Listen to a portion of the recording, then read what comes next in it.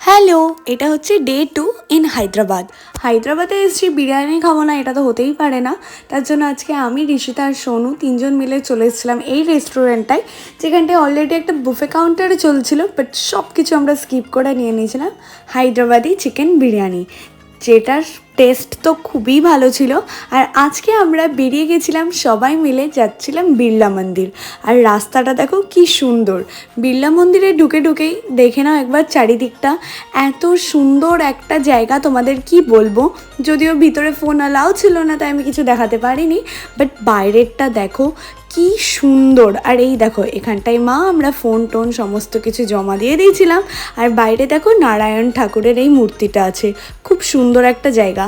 আর এই ফুল ব্লগটা আমার চ্যানেলে অলরেডি আপলোড করা আছে, তোমরা গিয়ে দেখে নিতে পারো, আমি রিলেটেড ভিডিওতে দিয়ে দেবো।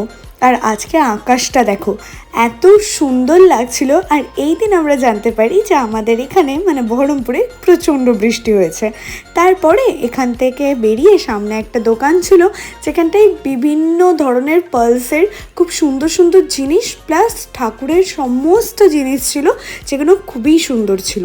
আর এই দেখো এখান থেকে বেরিয়ে যাচ্ছি আমরা আরেকটা নতুন জায়গার দিকে। আর তার আগে বলে দিই, এইটা হচ্ছে হুসেন সাগর, যেটা তোমাদেরকে আমি দেখানোর ফুল ট্রাই করছি।